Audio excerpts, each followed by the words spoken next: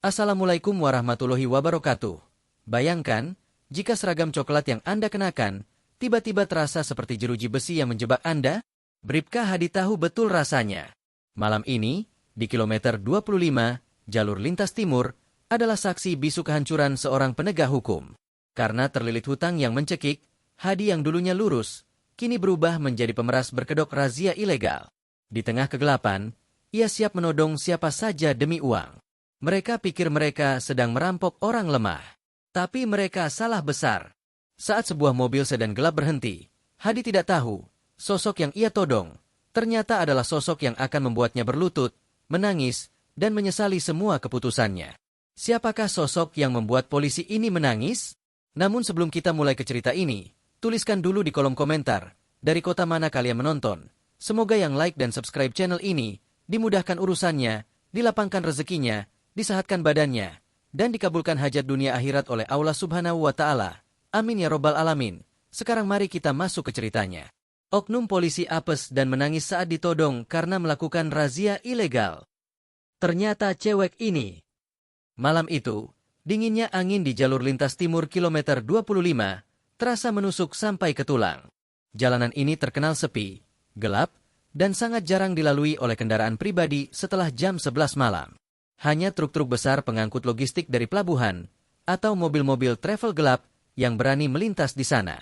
Di tengah kegelapan yang pekat, hanya diterangi oleh lampu mobil patroli tua yang diparkir miring, berdiri dua sosok pria berseragam coklat. Salah satunya adalah Bribka Hadi. Raut wajah Hadi terlihat kusut, matanya merah, bukan karena lelah bertugas, melainkan karena menahan beban pikiran yang terlalu berat. Ia adalah Bribka yang dulunya dikenal lurus, berdedikasi, namun nasib buruk dan keputusan yang salah dalam investasi membuatnya terjerat hutang yang mencekik. Statusnya sebagai Bribka kini hanya tinggal formalitas. Setelah kasus internal yang menderanya, ia dipindah tugaskan ke unit yang kurang penting. Bahkan gajinya pun kini hanya cukup untuk membayar bunga hutang. Sumpah jabatan yang pernah ia pegang teguh, kini mulai terkikis oleh kebutuhan perut dan tuntutan penagih hutang yang semakin beringas. Bagaimana, Di? Suara berat Aibtu Doni memecah keheningan. Doni, partner Hadi malam itu, mengisap rokok dalam-dalam. Asapnya mengepul tebal, menghilang di telan malam. Hadi hanya menghela napas panjang. Sepi sekali, Pak Don. Baru dapat 2 mobil. Hasilnya cuma cukup buat beli bensin besok, jawab Hadi, suaranya pelan dan penuh kekecewaan. Mereka berdua sedang melakukan razia yang sejatinya adalah pemerasan.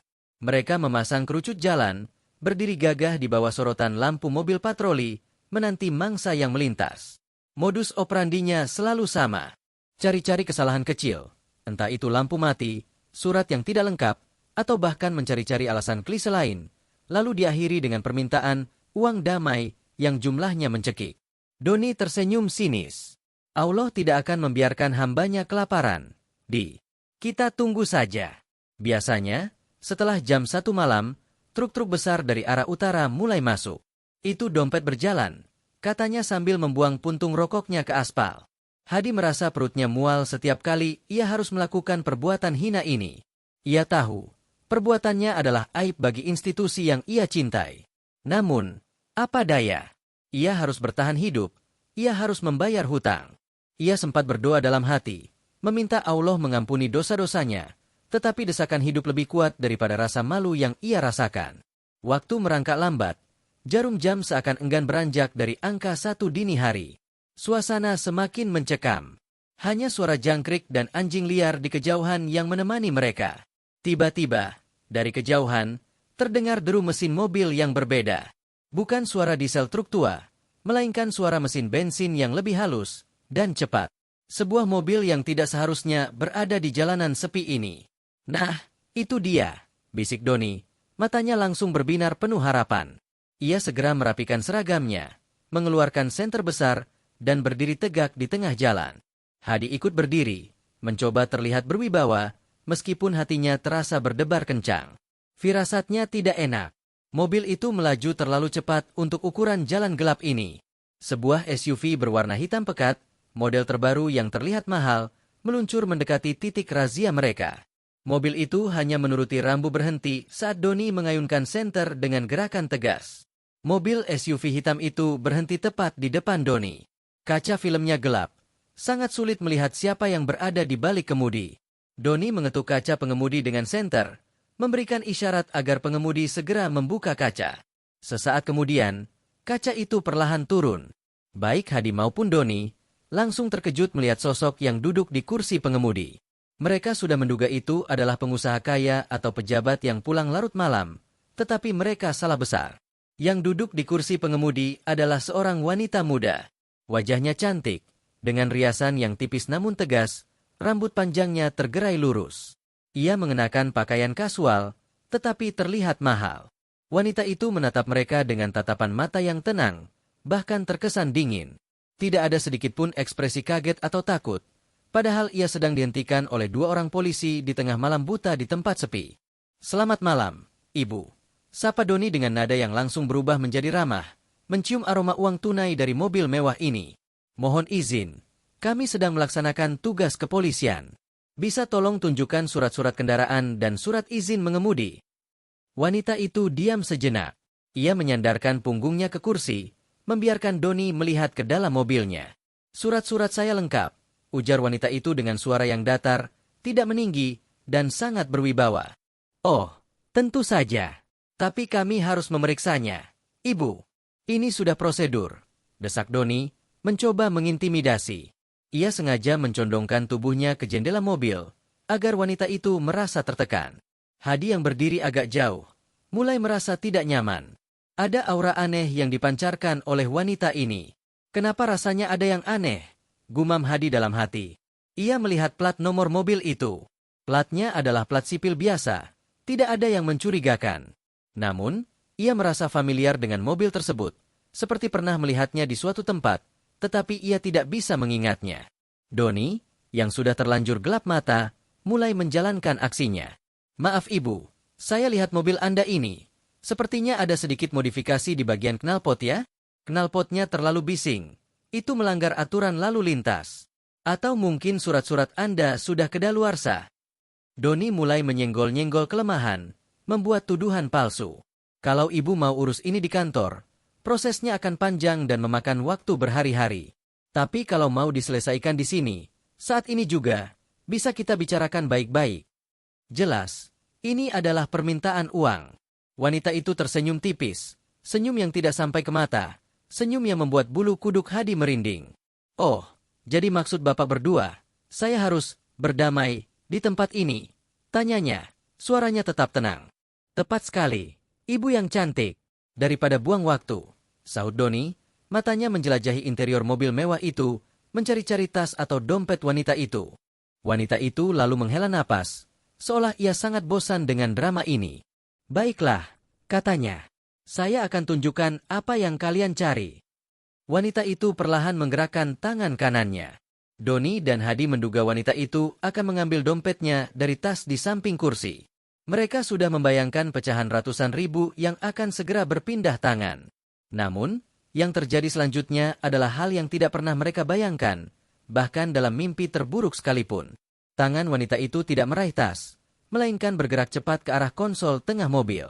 Gerakannya begitu gesit dan terlatih, tanpa keraguan sedikit pun. Dalam sekejap mata, yang tadinya mereka anggap sebagai wanita manis dan kaya yang mudah ditakut-takuti, kini berubah menjadi ancaman mematikan. Ketika tangan wanita itu keluar dari konsol, jari-jarinya telah menggenggam sesuatu yang terbuat dari besi, mengkilat di bawah lampu sorot mobil patroli. Benda itu lurus, panjang, dan bagian ujungnya berbentuk moncong yang kecil. Sebuah pistol, berwarna perak, kini diarahkan tepat ke wajah Aibtu Doni dari jarak kurang dari 1 meter. Doni langsung terdiam kaku, matanya melotot. Wajahnya yang tadinya pongah kini pucat pasi, seperti tertelan bumi. Bribka Hadi, yang masih berada beberapa langkah di belakang Doni, merasakan jantungnya seperti berhenti berdetak. Seluruh tubuhnya mendadak lemas, lututnya terasa goyah. Wanita itu mempertahankan senyum tipisnya, namun matanya kini memancarkan api kemarahan yang dingin dan mematikan. "Kalian polisi yang suka sekali menodong orang untuk uang damai, bukan?" Suara wanita itu terdengar sangat berbeda sekarang, penuh penekanan dan ancaman. "Malam ini, biarkan saya yang memimpin razia ini." Maafkan saya, Bu." Doni terbata-bata, Keringat dingin mulai membasahi pelipisnya. Diam, perintah wanita itu tajam, membuat Doni langsung menutup mulutnya. Kemudian, wanita itu mengalihkan pandangannya, menatap lurus ke arah Bribka Hadi. Pandangan itu seolah menelanjangi jiwa Hadi, melihat semua kelemahan dan ketakutannya. Hadi ingin lari, berteriak, atau melawan, tetapi kakinya terpaku di aspal. Ia sadar, ia dan Doni telah melakukan kesalahan besar. Mereka tidak hanya merazia orang, mereka baru saja merazia orang yang salah, orang yang jauh lebih berbahaya daripada yang pernah mereka temui. Air mata mendadak terasa panas di sudut mata Bribka Hadi. Rasa malu, takut, dan penyesalan akibat hutang yang mendorongnya melakukan kejahatan ini, semua bercampur menjadi satu. Pistol di tangan wanita itu bergerak sedikit, mengarah ke dada Doni. Aku tahu, kalian mencari uang. Jangan khawatir, kata wanita itu, nadanya kembali meremehkan. Tapi malam ini, kalian akan memberikan semua yang kalian miliki. Jika kalian bergerak, atau berani berteriak, aku pastikan nyawa kalian habis di sini. Hanya ada Allah dan kami berdua yang tahu tentang tempat ini. Doni hanya bisa mengangguk pelan. Ketakutan sudah merenggut semua keberaniannya. Ia menoleh ke arah Hadi, mencoba mencari bantuan. Tetapi yang ia lihat hanyalah Bribka Hadi yang sudah menundukkan kepalanya. Tubuhnya gemetar hebat, dan bahunya mulai naik turun. Bribka Hadi, oknum polisi yang melakukan razia ilegal itu, kini menangis sesenggukan karena ditodong oleh wanita misterius yang ternyata adalah mangsa yang paling berbahaya. Wanita itu menyeringai. Pistolnya tetap siaga. Malam itu, jalur lintas timur, kilometer 25, menjadi saksi bisu dari nasib malang yang menimpa Bribka Hadi dan Aibtu Doni. Kisah mereka baru saja dimulai, dan sepertinya, ini akan menjadi akhir yang sangat pahit.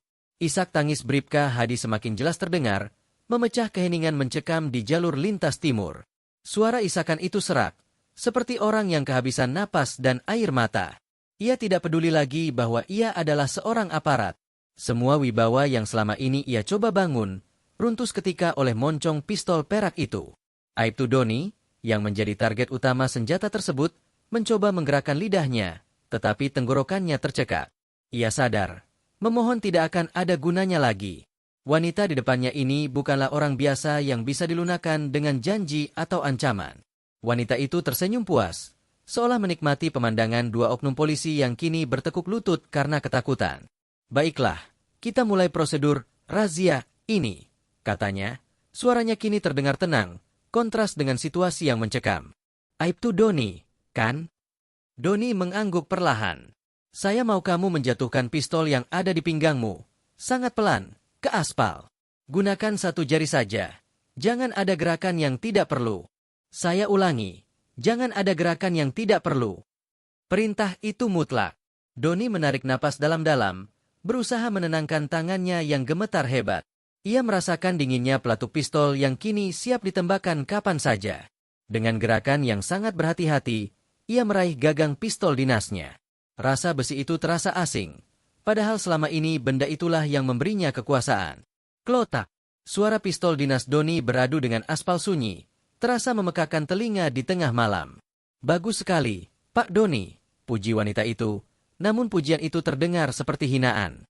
Sekarang, ambil HT kamu, letakkan di sebelah pistol. Doni melakukan apa yang diperintahkan. Ia melepas handy talkie dari sabuknya dan meletakkannya. Alat komunikasi yang seharusnya menjadi jalur keselamatannya itu kini tergeletak tak berdaya. Wanita itu kini mengalihkan tatapannya yang dingin ke arah Bribka Hadi. Hadi masih menangis. Ia bahkan tidak bisa mengangkat wajahnya. Bribka Hadi, saya tahu kamu sedang sibuk merenungi nasibmu, kata wanita itu, nadanya sedikit mengejek. Tapi, kamu juga punya senjata. Dan saya tidak suka senjata yang tidak terkontrol. Hadi mengangkat wajahnya yang basah kuyup. Matanya merah, hidungnya berlendir. Ia tampak menyedihkan. Maaf, Bu. Hadi mencoba berbicara, suaranya pecah. Tidak perlu meminta maaf, cukup jatuhkan senjatamu, perintah wanita itu. Dengan sisa tenaga dan rasa malu yang luar biasa, Hadi menuruti. Ia menjatuhkan pistolnya ke aspal, tepat di samping senjata Doni. Kini, kedua oknum polisi itu berdiri tanpa senjata, dihadapkan pada ancaman mematikan dari seorang wanita yang baru saja mereka anggap mangsa empuk. Sekarang, mari kita bicara soal uang damai, lanjut wanita itu, Senyumnya semakin melebar. Kalian menuntut saya 100 juta rupiah. Jika tidak, saya akan dibawa ke kantor dan urusan saya akan dipersulit. Mengingat kalian sudah bekerja keras malam ini, saya rasa adil jika kalian memberikan semua yang kalian punya. Doni menggeleng cepat. Saya tidak punya 100 juta, Bu. Sungguh, saya hanya membawa sedikit. Oh, saya tidak bilang 100 juta, Pak Doni. Saya bilang, semua. Koreksi wanita itu tajam. Mulai dari dompet, telepon genggam, jam tangan, sampai uang receh yang ada di saku celana dalammu, kalau perlu. Wanita itu membuat gerakan pistol ke arah mobilnya. Berbalik, perintahnya. Posisikan tangan kalian di kap mobil patroli. Menghadap ke arah kami. Doni dan Hadi segera berbalik. Keduanya menundukkan kepala dan meletakkan tangan mereka di atas kap mobil patroli yang dingin. Bau asap dan karet terbakar tercium samar dari kejauhan, tetapi suasana di kilometer 25 ini terasa seperti dunia lain. Wanita itu turun dari mobilnya, bergerak perlahan ke arah kedua polisi itu. Gerakannya anggun, tetapi setiap langkahnya mengandung bahaya yang nyata. Saya akan periksa, dan jika ada satupun gerakan yang mencurigakan, atau jika saya menemukan bahwa kalian masih menyembunyikan sesuatu, katanya, suaranya kini sangat dekat di telinga Doni. Maka ini adalah malam terakhir kalian bernapas, dan Allah akan menjadi satu-satunya saksi. Jantung Doni berdegup kencang hingga ia merasa nyeri di dadanya. Ia bisa merasakan ujung sepatu kulit wanita itu kini berada tepat di belakang tumitnya. Wanita itu mulai merogoh saku celana Doni dengan gerakan cepat dan terampil. Ia mengeluarkan dompet kulit berwarna coklat tua yang tampak tebal. Dompet yang lumayan bagus. Penuh dengan kartu nama dan identitas aparat negara. Sayang sekali, ini akan saya simpan sebagai souvenir, gumamnya. Kemudian, ia mengeluarkan beberapa lembar uang tunai yang terselip di saku baju dinas Doni. Ini uang operasional, Bu, ujar Doni memohon. Suaranya tertahan karena posisi membungkuk. Uang operasional untuk menodong masyarakat? Bagus, saya akan gunakan ini untuk operasional saya malam ini, balas wanita itu tanpa basa-basi. Wanita itu lalu berpindah ke arah Bribka Hadi, yang masih sesenggukan. Air matanya menetes mengenai aspal di bawah kakinya. Bribka Hadi, kamu sangat emosional. Saya harap kamu tidak menyembunyikan ponselmu. Saya tidak mau ada drama, kata wanita itu, merogoh saku Hadi. Wanita itu menarik keluar ponsel Hadi, lalu dompetnya yang tampak lebih tipis dari dompet Doni. Saat merogoh saku celana belakang Hadi, tangan wanita itu berhenti. Ia menarik keluar sebuah amplop putih kecil yang dilipat rapi. Amplop itu kosong, tetapi lipatannya menunjukkan bahwa amplop itu sering digunakan. Doni dan Hadi sama-sama terdiam tegang. Amplop itu adalah amplop yang biasa mereka gunakan untuk menampung uang damai dari razia ilegal mereka. Apa ini, Pak Hadi? Tanya wanita itu. Nadanya kini berubah total, lebih dingin dan menusuk. Hadi tidak berani menjawab. Ia tahu. Wanita itu pasti sudah tahu apa fungsi amplop itu. Ah, saya mengerti. Ini seperti kantong sampah, hasil pekerjaan kotor kalian, ejek wanita itu. Ia meremas amplop itu di tangannya. Pistol perak itu kemudian menyentuh punggung Doni. Tekanan ujung larasnya terasa dingin dan mematikan. Sekarang, kamu, perintah wanita itu kepada Doni, tanpa menoleh. Buka bagasi mobil patroli ini. Perintah ini adalah puncak dari penghinaan. Membuka bagasi mobil patroli adalah menunjukkan bahwa mereka benar-benar tak berdaya dan terperiksa. Kenapa, Bu? Doni memberanikan diri bertanya. Suaranya bergetar. Saya mau memastikan bahwa kalian tidak menyembunyikan sesuatu yang bisa membahayakan saya. Atau, wanita itu mendekatkan mulutnya ke telinga Doni, berbisik dengan nada mengancam. Saya mau memastikan kalian tidak sedang mengangkut korban razia ilegal kalian yang lain. Ancaman itu membuat Doni merinding. Ia harus patuh, atau nyawanya benar-benar akan melayang malam itu. Doni harus mengambil kunci dari saku celananya, yang berarti ia harus menggerakkan tangannya dari kap mobil. Sebuah gerakan yang terasa sangat berisiko di bawah todongan senjata. Pelan, peringatan wanita itu. Doni menghela napas, menutup matanya sejenak, dan kemudian ia mulai merogoh saku celananya, mencari kunci bagasi. Di saat yang sama, Bribka Hadi hanya bisa menenggelamkan wajahnya di lengannya, berharap semua ini hanyalah mimpi buruk yang akan segera berakhir. Namun, Bau karet yang terbakar dan hembusan angin malam yang dingin memastikan bahwa ini adalah kenyataan paling pahit yang pernah ia rasakan. Wanita itu telah mengambil alih kendali sepenuhnya. Ia bukan lagi mangsa. Ia adalah hakim mereka di kegelapan malam. Kunci didapatkan. Doni bergerak perlahan menuju bagian belakang mobil patroli yang tampak gagah itu, kini terlihat seperti peti mati berjalan. Pistol wanita itu terus mengikuti setiap gerakannya. Malam itu, di jalan sunyi itu, Doni akan membuka bagasi, dan ia tidak yakin apa yang akan terjadi selanjutnya. Ia hanya tahu, apapun yang dicari wanita itu, pasti akan jauh lebih buruk daripada sekadar uang. Ini tentang kekuasaan, dan dia telah kalah total. Doni berdiri di belakang mobil, menghadap bagasi. Tangannya yang memegang kunci terasa dingin, bukan karena cuaca, tetapi karena ketakutan yang menjalar dari perutnya. Ia memasukkan kunci itu ke lubang kunci bagasi. Suara gemerincing kecil yang ditimbulkan oleh gesekan logam itu terasa memekakan telinga di kesunyian malam. Di kap mobil, Bribka Hadi hanya diam, lututnya lemas, pandangannya kosong menatap lampu belakang mobil yang memantulkan bayangan tangisan dirinya. Ia tidak lagi peduli dengan uang atau pangkat. Yang ia pedulikan hanyalah keselamatan Doni dan dirinya. Ia merasa sangat bodoh telah mengikuti razia malam itu. Buka sekarang. Suara wanita itu memerintah dengan nada datar. Doni memutar kunci dan menarik tuas pegangan bagasi. Dalam satu sentakan, bagasi mobil patroli itu terangkat ke atas, terbuka lebar. Cahaya lampu jalan yang remang-remang menembus ke dalam bagasi, mengungkap isinya. Bagasi itu tampak kosong, kecuali beberapa perlengkapan standar kepolisian seperti tali tambang, senter besar, dan kotak P3K. Wanita itu melangkah mendekat, matanya menyipit, mengamati setiap sudut bagasi. Ia menjulurkan laras pistolnya, menggunakannya untuk menggeser kotak P3K yang ada di sudut. Tidak ada apa-apa di sini, Bu. Doni berkata, berharap ini mengakhiri semua drama. Wanita itu tidak mengindahkan. Ia menekan bagian bawah karpet bagasi. Saat ditekan, karpet itu terasa keras, padat. Ia kemudian menarik tepi karpet itu dengan ujung jarinya. Karpet itu terangkat, menampakkan ruang penyimpanan cadangan di bawahnya, tempat ban serep biasa disimpan. Di ruang itu, terselip tas ransel berwarna hitam yang tampak mencurigakan. Tas itu tidak terlihat seperti perlengkapan resmi polisi. Wajah Doni langsung memucat. Ia lupa total tentang tas itu. Itu adalah tas ransel milik seorang pengedar narkoba yang mereka tangkap dan peras 2 hari lalu. Mereka belum sempat memindahkan barang bukti yang ada di dalamnya ke kantor, karena mereka berencana membuang sebagian dan melaporkan sebagian kecil sisanya, murni untuk kepentingan pribadi. Wanita itu tersenyum tipis, senyum yang sama sekali tidak menjanjikan. Oh, ini dia, katanya. Suaranya mengandung ejekan yang menusuk. Saya kira kalian memang tidak hanya mencari uang damai receh. Ia menodongkan pistolnya ke arah Doni, lalu menunjuk tas itu dengan dagunya. Ambil tas itu, perintahnya. Doni bergerak dengan sangat hati-hati. Tangannya meraih tali ransel itu dan menariknya keluar dari ruang penyimpanan.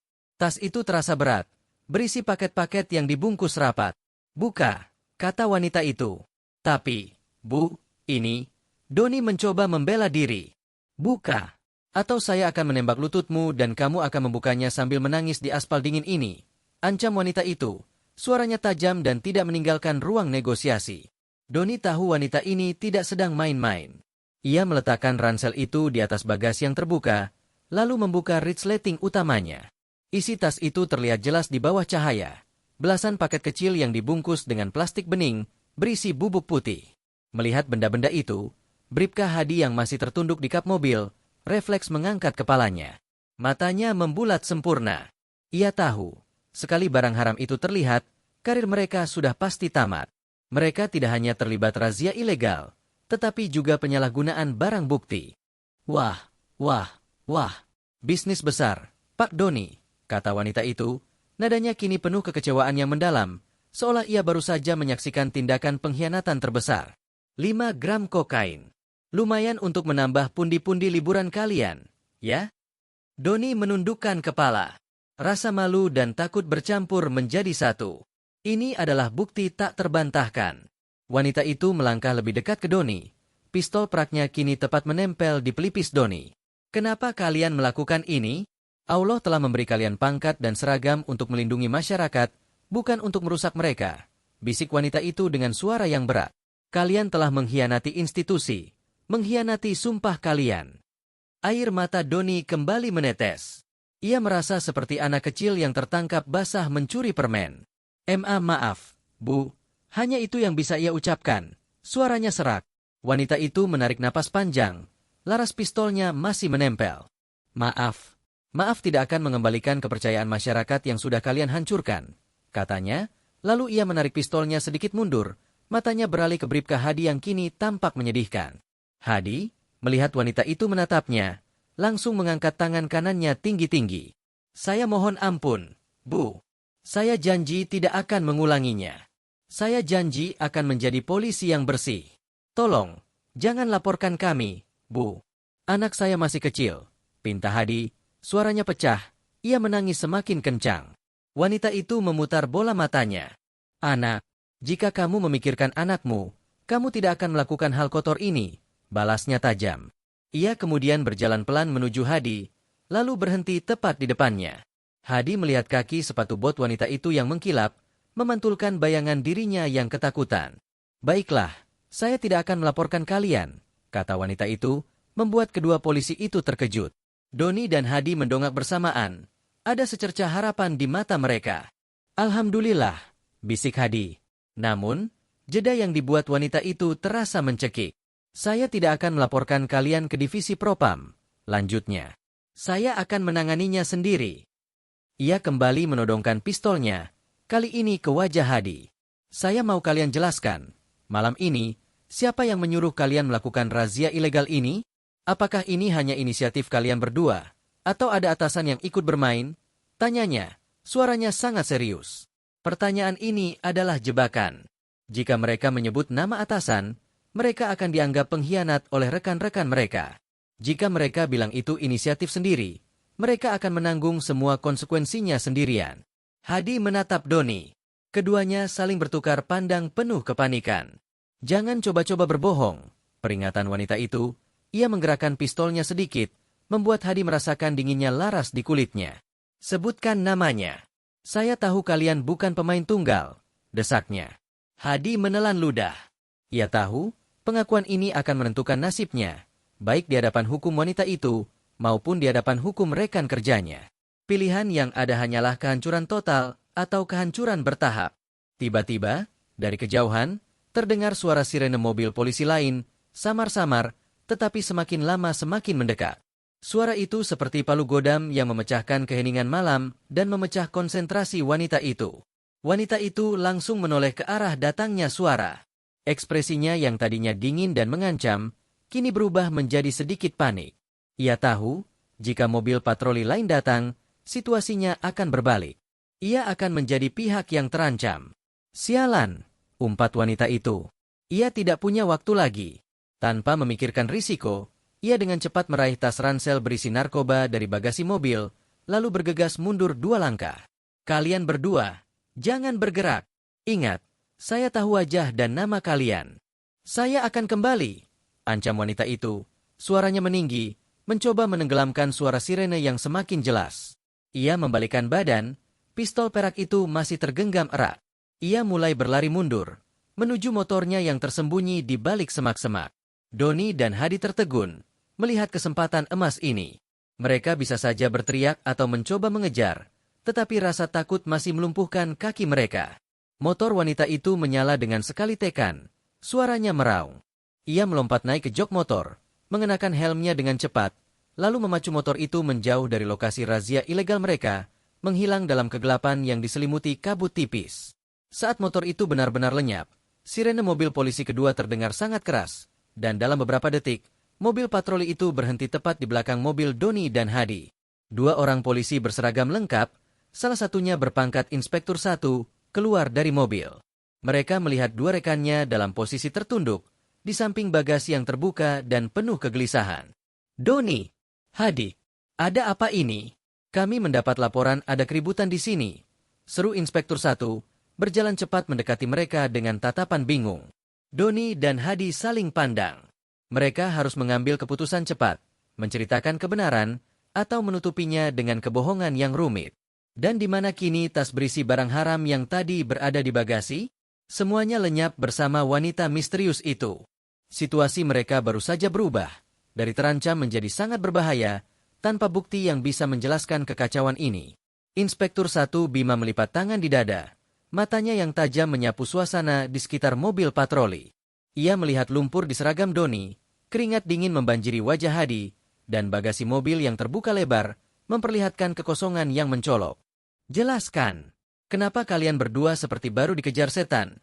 Tuntut Ibtu Bima, nadanya mengandung otoritas yang tidak bisa dibantah. Polisi kedua yang bersamanya, seorang brigadir bernama Rahmat, mulai memeriksa bagian belakang mobil dengan pandangan curiga. Doni dan Hadi tahu, ini adalah momen penentu. Mereka harus segera merangkai kebohongan yang padu, sebuah cerita yang dapat menutupi kegagalan razia ilegal mereka dan, yang paling penting, hilangnya barang bukti yang sangat bernilai. Hadi menarik napas dalam-dalam, berusaha menenangkan detak jantungnya yang menggila. Siap, Komandan. Maaf, kami tidak sempat melapor. Kami sedang melakukan patroli rutin. Lalu kami mencurigai seorang pengendara motor yang berhenti di pinggir jalan ini. Tingkahnya sangat aneh. Ibtu Bima tidak bergeming. Lalu, kami mencoba mendekat untuk pemeriksaan identitas. Lanjut Hadi, suaranya sedikit bergetar. Ternyata, dia adalah target lama kami, Komandan. Bandar kecil, selalu lolos. Doni menyahut dengan cepat, menguatkan cerita Hadi. Ia tahu Hadi sedang membangun narasi yang paling aman. Benar, Komandan. Kami berhasil menyergapnya, tapi dia melawan sangat keras. Dia menggunakan kunci motornya untuk menyerang. Lalu dia merampas tas kami yang berisi perlengkapan tilang, lalu melarikan diri dengan motornya ke arah barat. Narasi ini sempurna karena menjelaskan mengapa mereka terlihat berantakan dan mengapa terjadi keributan, tanpa harus menyebutkan pistol atau narkoba. Ibtu Bima mengerutkan kening. Tas berisi perlengkapan tilang? Kenapa sampai bagasi kalian terbuka begini? Dia mencoba meraih sesuatu dari bagasi. Komandan, Doni berbohong lagi. Mungkin dia ingin mengambil senjata, atau ingin menusuk ban serep. Kami tidak yakin, Komandan. Saat kami lengah sedikit, dia langsung lari dan tas kami ikut terbawa. Ibtu Bima menghela napas panjang, terlihat sangat tidak puas dengan penjelasan itu. Ia mengenal karakter Doni dan Hadi. Mereka bukan tipe polisi yang akan membiarkan seorang tersangka lolos hanya karena perlawanan kecil. Namun, ia tidak punya bukti untuk membantah. Kalian serius? Target bandar kecil bisa meloloskan diri dari 2 orang personel bersenjata lengkap hanya dengan kunci motor. Sindir Ibtu Bima, matanya menyiratkan kecurigaan yang mendalam.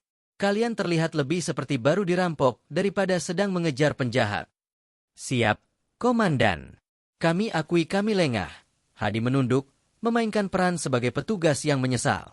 Kami tidak menyangka dia seberani itu. Dia sangat lincah dan cepat.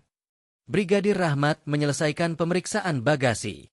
Tidak ada kerusakan yang berarti, Komandan. Hanya beberapa peralatan keamanan yang bergeser. Baiklah, ujar Ibtu Bima. Laporan keributan ini masuk karena ada warga yang mendengar teriakan di tengah malam.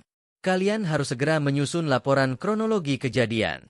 Laporkan bahwa tersangka melarikan diri dan membawa kabur tas berisi surat-surat resmi dan surat tilang. Jangan sampai ada catatan yang bocor ke media tentang kegagalan kalian yang memalukan ini. Siap, Komandan, jawab Doni dan Hadi serempak, rasa lega bercampur rasa takut menjalar di punggung mereka. Setidaknya untuk saat ini, mereka lolos dari jeratan komandan mereka. Ibtu Bima menatap mereka berdua sekali lagi dengan tatapan penuh peringatan, sebelum ia masuk kembali ke mobilnya. Ingat, saya akan memeriksa laporan kalian besok pagi. Jangan ada yang terlewat. Jika saya menemukan kejanggalan, kalian tahu konsekuensinya. Ancamnya sebelum menutup pintu mobil. Sirine mobil patroli Ibtu Bima menjauh, meninggalkan Doni dan Hadi di tengah kegelapan yang kembali sunyi, hanya diterangi oleh lampu rem mobil mereka sendiri. Begitu mereka yakin Ibtu Bima sudah benar-benar pergi, Doni langsung menggebrak kap mobilnya sendiri. Sialan, kenapa kita jadi seapes ini? Raungnya tertahan. Hadi hanya berdiri mematung. Pandangannya kosong menatap jalanan yang dilewati motor wanita itu beberapa saat lalu. Tas itu, Don. Tas berisi barang itu sudah hilang. Bisik Hadi, suaranya parau. Mereka tidak hanya kehilangan barang yang seharusnya mereka jual untuk mendapatkan uang kotor, tetapi mereka juga kehilangan bukti yang bisa melindungi mereka dari si wanita misterius. Bagaimana kalau wanita itu melapor ke atasan kita? Atau yang lebih parah, melapor ke Propam? Tanya Doni, wajahnya memucat. Ia tahu, tuduhan razia ilegal dan penyalahgunaan wewenang adalah akhir dari karir mereka, bahkan bisa berujung pada penjara. Hadi menggeleng pelan. Tidak mungkin dia melapor ke Propam. Dia punya pistol ilegal dan dia baru saja mencuri barang bukti narkoba. Dia juga pasti punya urusan yang tidak bersih. Tapi dia tahu nama kita, Hadi. Doni membentak pelan. Dia tahu siapa kita dan apa yang kita lakukan. Dia menodong kita dan dia pergi begitu saja. Seperti dia sedang bermain-main. Kepanikan menjalar di antara mereka. Mereka menyadari satu hal yang paling mengerikan. Wanita itu bukan sekadar penjahat biasa. Dia sangat tenang, terorganisir, dan tampaknya memiliki tujuan yang jauh lebih besar daripada sekadar lolos dari razia. Dia pasti sudah mengikuti kita sejak tadi, gumam Hadi, mulai berpikir logis di tengah keputusasaan. Dia tahu di mana kita akan merazia. Dia tahu barang itu ada di bagasi mobil. Dia merencanakan semua ini. Maksudmu, ini jebakan? Tanya Doni, matanya melebar. Jika itu jebakan, siapa yang menjebak mereka? Apakah ini berkaitan dengan bos mereka yang menyuruh mereka melakukan razia kotor ini? Atau apakah wanita itu adalah utusan dari sindikat yang lebih besar yang merasa terganggu oleh ulah polisi-polisi nakal seperti mereka? Kita harus segera melapor kepada komandan, kata Hadi, mencoba mengambil keputusan cepat. Melapor apa? Kita melakukan razia ilegal. Hadi, kita akan dituduh berkonspirasi, balas Doni. Kita harus menghubungi orang yang menyuruh kita dan menjelaskan kalau barangnya sudah hilang. Mereka kembali masuk ke dalam mobil. Suasana di antara mereka tegang dan dingin. Hadi meraih ponselnya, tangannya gemetar. Ia harus menghubungi atasannya, Kompol Yudi, yang selama ini menjadi dalang di balik razia-razia gelap ini. Kompol Yudi adalah orang yang kuat, kejam, dan tidak akan menerima kegagalan, apalagi kerugian sebesar ini. Saat Hadi menekan tombol panggil, ia merasakan dinginnya laras pistol di kepalanya beberapa menit yang lalu. Rasa takut itu kini digantikan oleh ketakutan yang lebih nyata. Rasa takut kehilangan segalanya di tangan rekan mereka sendiri. Telepon tersambung. Di seberang sana, suara Kompol Yudi terdengar serak, mungkin baru terbangun dari tidurnya. Halo, Hadi? Bagaimana hasilnya? Sudah beres? Tanya Kompol Yudi tanpa basa-basi. Hadi menelan ludah. Ia harus memilih kata-kata dengan sangat hati-hati. Siap, Komandan. Ada sedikit masalah besar. Barang bukti sudah hilang. Terdengar keheningan yang lama di ujung telepon. Keheningan itu terasa lebih mengancam daripada teriakan apapun. Apa katamu? Suara Kompol Yudi kini berubah. Dari mengantuk, menjadi sangat berbahaya. Jelaskan padaku, Hadi. Hilang bagaimana? Hadi tahu, ia tidak bisa berbohong kepada Kompol Yudi tentang detail utamanya. Kompol Yudi akan tahu. Ia pun mulai menjelaskan semua yang terjadi. Mulai dari munculnya motor misterius, penodongan, hingga kedatangan Ibtu Bima. Ia berhati-hati untuk tidak menyebutkan bahwa wanita itu tahu siapa yang menyuruh mereka. Setelah Hadi selesai, Kompol Yudi tidak langsung merespon. Namun, dari suara napasnya yang berat di telepon, Hadi tahu badai besar sedang datang. Dengar baik-baik, Hadi. Suara Kompol Yudi terdengar sangat pelan, namun menusuk. Kalian sudah membuat masalah yang sangat besar. Barang itu bukan barang mainan. Itu uang bernilai ratusan juta rupiah. Dan sekarang, semua ada di tangan seorang wanita yang tidak kita kenal. Siap, Komandan. Kami akan segera mencari pelakunya. Kami akan mengejarnya. Janji Hadi dengan putus asa. Jangan gegabah, perintah Kompol Yudi. Jangan membuat gerakan bodoh. Wanita itu tahu banyak. Sekarang, dengarkan instruksi saya. Kalian berdua kembali ke markas. Buat laporan palsu yang sudah kalian sepakati dengan Ibtu Bima. Jangan pernah sebut soal narkoba. Jangan pernah sebut soal penodongan. Anggap saja ini malam yang buruk. Tapi, Komandan, bagaimana dengan wanita itu? Dia memegang kendali atas kita. Itu urusan saya. Saya akan mencari tahu siapa dia. Dan kalian, bersiaplah, ancam Kompol Yudi. Jika kalian tidak berhasil menutup mulut kalian dan membersihkan kekacauan ini, saya pastikan kalian berdua tidak akan pernah melihat matahari pagi lagi. Kompol Yudi langsung memutuskan sambungan telepon, meninggalkan Doni dan Hadi dalam kegelapan dan ketidakpastian yang mencekam. Ancaman Kompol Yudi terasa lebih dingin daripada dinginnya laras pistol wanita itu. Mereka menyadari, mereka kini terjebak di antara dua ancaman yang sama-sama mematikan. Wanita misterius yang punya bukti, dan atasan mereka sendiri yang tidak segan melenyapkan mereka. Mereka kini adalah bidak yang gagal, dan nasib mereka di ujung tanduk. Lampu jalanan di Jalan Merdeka kini terasa seperti lampu sorot interogasi bagi Doni dan Hadi. Mereka kembali masuk ke mobil patroli mereka, namun suasana di dalamnya jauh lebih dingin daripada udara malam. Ancaman Kompol Yudi telah mematikan setiap saraf keberanian yang tersisa. Kita harus segera ke markas, Hadi, bisik Doni, suaranya parau. Ia tidak berani menatap Hadi.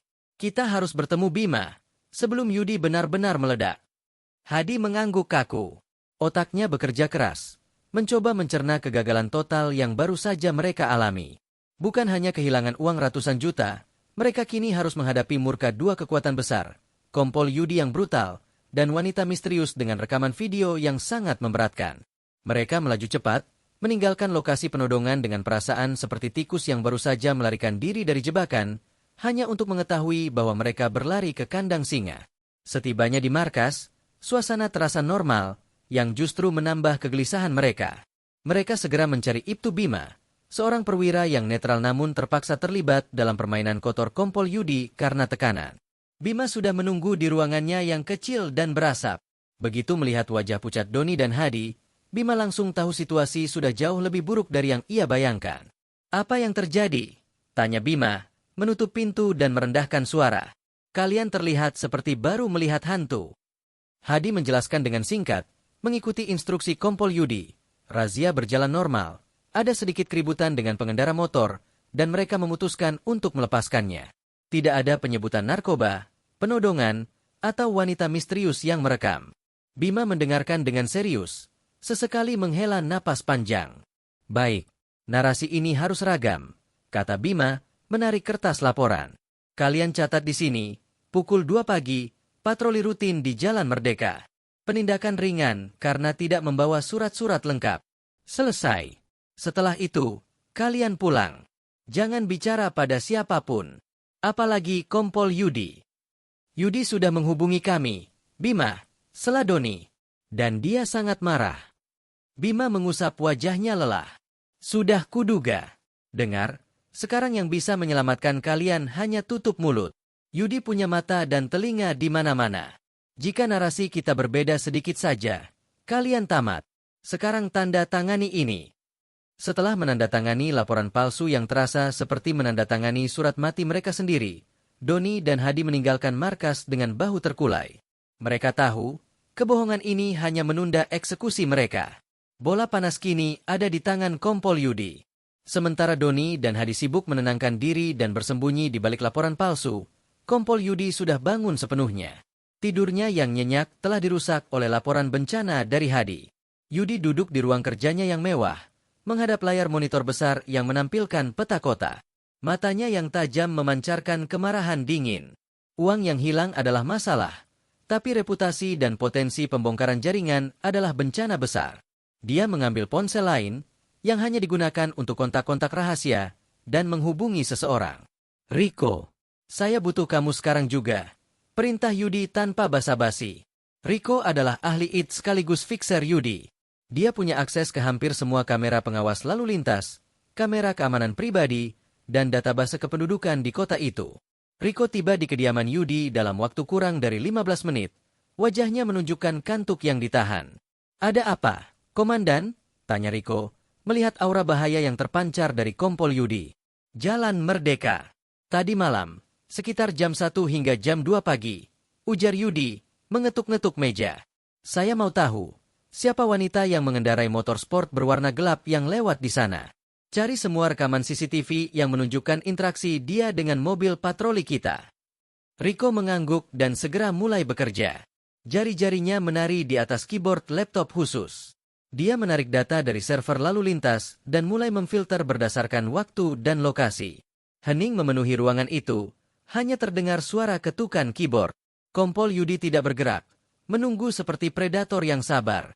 Setiap detik terasa seperti berjam-jam. Setelah beberapa saat, Riko berhenti. Ekspresinya yang semula kantuk ini berubah menjadi terkejut dan sedikit takut. "Komandan, saya menemukan rekaman yang sesuai," kata Riko, menoleh ke arah Yudi. "Motor sport, warna hitam, dan pengendaranya seorang wanita." Yudi condong ke depan. "Siapa dia? Identitasnya?" Riko memutar rekaman itu di layar besar. Kualitas gambar malam hari memang tidak sempurna, tetapi cukup jelas untuk melihat motor itu melaju, berhenti sejenak, dan kemudian menghilang setelah Doni dan Hadi pergi. "Saya coba cross-check plat nomor motornya," jelas Riko, mengetik lagi. Setelah beberapa detik yang menegangkan, Riko berhasil mendapatkan data registrasi motor tersebut. Nama pemiliknya terpampang jelas di layar. Kompol Yudi membaca nama itu. Seketika, tubuhnya menegang. Wajahnya yang tegang berubah pucat pasi. Matanya membelalak, sebuah ekspresi yang sangat jarang ia tunjukkan. "Tidak mungkin," desah Kompol Yudi, suaranya nyaris tak terdengar. Ia langsung teringat pada sebuah kasus lama, sebuah masa lalu yang ia pikir sudah terkubur dalam-dalam. "Apakah Anda yakin plat nomor ini benar, Riko?" tanya Yudi, suaranya bergetar. "100%, Komandan. Ini terdaftar atas nama Ratih Prameswari," jawab Riko, menunjuk nama itu di layar. Ratih Prameswari. Nama itu adalah petir yang menyambar Kompol Yudi di pagi buta. Ia tahu nama itu. Ia sangat mengenalnya. Wanita ini bukan hanya kebetulan lewat, apalagi sekadar warga sipil iseng. Ambil data lengkapnya. Alamat, nomor telepon, dan yang paling penting, latar belakang keluarganya. Perintah Yudi, kini dengan urgensi yang berbeda. Ketakutan yang ia rasakan jauh melampaui rasa takut kehilangan uang. Ketika Riko memaparkan data latar belakang keluarga Ratih Prameswari, Kompol Yudi ambruk ke kursinya. Ini bukan perang melawan preman atau bandar narkoba kelas 3. Ini adalah dendam yang terstruktur. Ratih Prameswari adalah putri tunggal dari seorang tokoh penting. Seseorang yang pernah Yudi hancurkan karirnya beberapa tahun lalu. Seseorang yang Yudi pikir sudah tidak memiliki kekuatan. Allah, Yudi memejamkan mata, menggertakkan gigi. Dia kembali. Dia tahu segalanya. Kompol Yudi menyadari bahwa razia ilegal malam itu, yang ia anggap hanya sebagai operasi rutin, ternyata adalah pancingan. Ratih Prameswari sengaja berada di sana, menunggu mereka, merekam mereka, dan yang paling menakutkan, mengambil barang bukti milik mereka. Dia tidak mengincar uang, dia mengincar kehancuran Kompol Yudi. "Riko, hapus semua rekaman ini dari server," perintah Yudi, bangkit dari duduknya. Matanya kini dipenuhi tekad yang brutal. "Jangan pernah sebut nama Ratih Prameswari kepada siapapun. Siapapun. Bahkan kepada Doni dan Hadi. Ini menjadi urusan saya pribadi." Kompol Yudi kini tahu lawannya adalah seorang wanita muda yang cerdas, yang dendamnya terstruktur, dan memiliki kekuatan yang jauh lebih besar daripada yang bisa dibayangkan oleh Doni dan Hadi. Ia melihat ke layar, ke wajah Ratih Prameswari yang tenang di foto profil databasenya. Sebuah senyum sinis yang penuh arti. Yudi tahu, ini bukan lagi tentang razia atau uang. Ini adalah pertarungan hidup dan mati untuk menjaga rahasia kelamnya agar tidak terbongkar ke permukaan. Dan untuk itu, ia harus bertindak cepat. Sangat cepat. Ia mengambil kunci mobilnya dan menelepon seseorang dengan nomor yang lebih rahasia lagi. "Siapkan tim. Saya butuh penyelidikan tertutup di sebuah alamat. Kita akan bergerak sekarang." Kompol Yudi, yang selama ini selalu merasa di atas angin, kini merasakan hawa dingin mencekiknya. Ia harus melenyapkan Ratih sebelum wanita itu berhasil membongkar semua dosa-dosanya. Ini adalah permainan yang sangat berbahaya, dan Kompol Yudi bersumpah, dia tidak akan menjadi pihak yang kalah. Kompol Yudi mengemudi dengan kecepatan yang tidak wajar. Mobil dinasnya meluncur membelah kepadatan jalanan Jakarta yang mulai hidup menjelang siang, tetapi pikirannya jauh dari kemacetan lalu lintas. Di tangannya, telepon genggam rahasia menempel erat di telinga. "Dengar. Ini bukan permintaan. Ini perintah."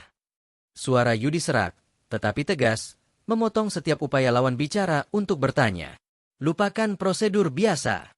Ini mendesak, dan sangat personal.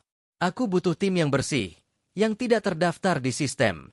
Bima, aku butuh timmu malam ini juga." Di seberang saluran, Bima, seorang mantan perwira intelijen yang kini beroperasi di bawah tangan Yudi sebagai solusi masalah, mendengarkan dengan serius. Bima tahu, jika Kompol Yudi menelepon menggunakan jalur rahasia itu, artinya ada nyawa atau karir Yudi yang dipertaruhkan. Targetnya wanita, Bima. Namanya Ratih Prameswari. Dia berada di balik kekacauan semalam. Lanjut Yudi, matanya menatap tajam ke depan. Aku sudah mengirimkan data alamat terakhirnya. Aku tidak peduli bagaimana caranya. Kau harus masuk ke sana tanpa jejak. Hapus semua. Rekaman, dokumen, dan yang paling penting, semua barang bukti yang dia ambil dariku. Dan tentang wanita itu, Komandan, tanya Bima. Suaranya tenang, namun memiliki nada profesional yang dingin. Yudi menarik napas panjang. Sebuah keputusan berat telah ia ambil saat meninggalkan kantor. Dia terlalu berbahaya untuk dibiarkan bebas. Dia tahu terlalu banyak. Jika dia berhasil bicara, bukan hanya aku yang jatuh, tapi semua yang terhubung denganku akan ikut hancur. Lakukan apa yang harus kau lakukan, Bima. Pastikan tidak ada satupun yang tersisa. Perintah itu jelas. Kompol Yudi tidak hanya ingin mengamankan bukti, ia ingin melenyapkan Ratih Prameswari. Dalam benaknya, tidak ada lagi ruang untuk hukum atau etika. Yang ada hanyalah naluri bertahan hidup yang brutal. Setelah menutup telepon, Yudi melemparkan ponsel rahasia itu ke kursi penumpang. Wajahnya yang tegang kini tampak kelelahan, tetapi matanya tetap menyala penuh bahaya. Ia tahu, langkah yang ia ambil ini adalah pelanggaran terbesar yang pernah ia lakukan. Tetapi dendam keluarga Ratih Prameswari adalah ancaman yang jauh lebih besar daripada sekadar razia ilegal. Ia memikirkan kembali bagaimana mudahnya Ratih menjebaknya. Gadis itu tidak menggunakan kekerasan fisik yang berlebihan, hanya sebuah todongan pistol dan ucapan yang menghancurkan mentalnya. Keberanian dan ketenangannya saat menodong Yudi menunjukkan bahwa Ratih sudah merencanakan ini jauh-jauh hari. Ratih adalah predator yang sabar, dan Yudi kini adalah mangsanya. Yudi tiba di sebuah gudang tua di pinggiran kota, lokasi pertemuan mereka yang dirahasiakan. Bau minyak dan besi menyambutnya. Di sana, Bima sudah menunggu bersama 3 orang lainnya. Semuanya berpakaian sipil gelap dan memiliki sorot mata yang terlatih. Mereka adalah tim operasi khusus Kompol Yudi, tim yang bergerak di luar garis hukum untuk membersihkan masalah. Ini data lengkap target, kata Yudi, meletakkan selembar kertas di atas drum minyak bekas. Rumahnya di daerah elit yang cukup sepi. Punya penjagaan ketat. Kita tidak bisa bergerak di siang hari. Kita harus masuk tengah malam, saat semua penjaga lengah. Bima meneliti foto Ratih. Wajahnya cantik, tampak polos, tetapi Bima tahu, di balik penampilan itu pasti ada sesuatu yang sangat kelam sehingga membuat Kompol Yudi, yang biasanya sangat arogan, kini terlihat sangat ketakutan. Kami akan menyiapkan rute pelarian dan peralatan, Komandan. Dalam 10 jam, kami siap bergerak, lapor Bima. Jangan tunda. Aku ingin dia diurus sebelum matahari terbit besok, tegas Yudi. Ingat, Bima, bukti itu harus kembali padaku. Jangan sampai ada yang menyebar. Jika ada yang menghalangi, singkirkan. Meninggalkan gudang itu, Kompol Yudi kembali ke mobil. Ia tidak kembali ke kantor. Ia merasa tidak aman di sana. Ia memutuskan untuk bersembunyi di sebuah apartemen transit miliknya, menunggu kabar dari Bima. Ketegangan menggerogoti sarafnya. Ia mencoba merasionalisasi tindakannya. Ini demi kebaikan bersama. Ini demi menjaga tatanan. Padahal, jauh di lubuk hatinya, ia tahu ia sedang bertarung melawan konsekuensi dari dosa-dosanya sendiri.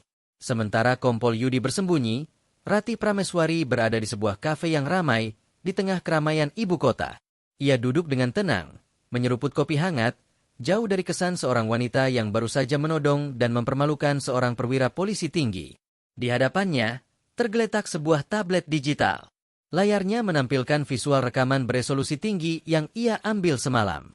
Wajah Kompol Yudi yang pucat, isakan tangisnya yang memilukan, dan pengakuan tak sengaja tentang operasi ilegalnya. Semua terekam jelas. Ratih tersenyum tipis. Senyum itu tidak mengandung kegembiraan, melainkan kepuasan yang dingin. Ia mengenakan kalung liontin berbentuk hati, hadiah dari ayahnya bertahun-tahun lalu. Ayahnya, seorang pria baik yang hancur karena fitnah dan rekayasa kasus yang dipimpin oleh Kompol Yudi. Dia tahu Yudi pasti sudah bergerak. Pria serakah dan pengecut seperti Yudi tidak akan berdiam diri setelah dipermalukan. Yudi pasti sudah mengirimkan anak buahnya untuk mencari dirinya, untuk menghapus bukti, bahkan mungkin untuk melenyapkannya. Ratih kemudian mengirimkan beberapa file ke alamat email rahasia, memastikan salinan bukti itu tersebar ke jaringan tertentu yang ia persiapkan. Ia tahu, menjaga barang bukti fisik sangat berisiko, tetapi menyebarkannya di dunia maya akan membuatnya lebih aman, setidaknya untuk sementara. Ia mengeluarkan sebuah kunci flash disk kecil dari sakunya. Benda itu berisi bukti yang paling penting, bukti yang belum ia sebarkan. Ini adalah kartu asnya. Ratih berdiri, meninggalkan kafe seolah-olah dia hanyalah wanita muda biasa yang sedang menikmati hari. Di luar, sebuah mobil hitam telah menunggunya, bukan mobilnya sendiri, melainkan mobil sewaan yang sudah ia atur agar tidak terdeteksi. Dia tidak pergi ke rumahnya. Ratih tahu, rumahnya pasti sudah menjadi target pertama Yudi. Wanita itu telah menyewa sebuah tempat persembunyian yang sangat aman, di luar radar siapapun, bahkan ayahnya sendiri. Allah tahu, apa yang kulakukan ini adalah keharusan, bisik Ratih pelan, sambil memegang kalung liontinnya. Ia tahu, permainannya baru saja dimulai. Kompol Yudi mungkin berpikir dia sedang memburu Ratih, tetapi Ratihlah yang sebenarnya sedang memancing Yudi ke perangkap yang lebih besar dan lebih mematikan. Saat Kompol Yudi di apartemen transisinya menggenggam ponselnya, menunggu kabar dari Bima, Ratih sudah berada di lokasi aman. Dia sedang mempersiapkan fase kedua pembalasan dendamnya, sebuah serangan balik yang jauh lebih terstruktur dan terencana, serangan yang akan membuat Yudi tidak hanya kehilangan pekerjaannya, tetapi juga kehilangan segalanya. Malam mulai turun di Jakarta. Kompol Yudi tidak bisa tidur. Rasa takut bercampur dengan adrenalin. Ia yakin, sebelum fajar menyingsing, masalah Ratih Prameswari akan selesai. Namun, yang tidak ia ketahui adalah, Ratih telah mengantisipasi setiap langkahnya, dan jebakan sudah disiapkan di alamat yang diberikan Yudi kepada Bima. Malam ini, Kompol Yudi dan timnya akan bergerak menuju sarang yang mereka kira kosong. Tetapi di sana, kejutan mematikan sudah menanti. Yudi berpikir dialah pemburu, tetapi kenyataannya, ia sudah menjadi umpan bagi Ratih Prameswari. Pertarungan hidup dan mati ini akan mencapai puncaknya sebentar lagi. Kompol Yudi mondar-mandir di ruang tamu apartemen sewaannya yang sempit. Jantungnya berdebar kencang, menabuh irama ketakutan dan penyesalan. Setiap detik terasa seperti jam pasir yang perlahan menghabiskan sisa waktu luangnya sebelum kehancuran total datang.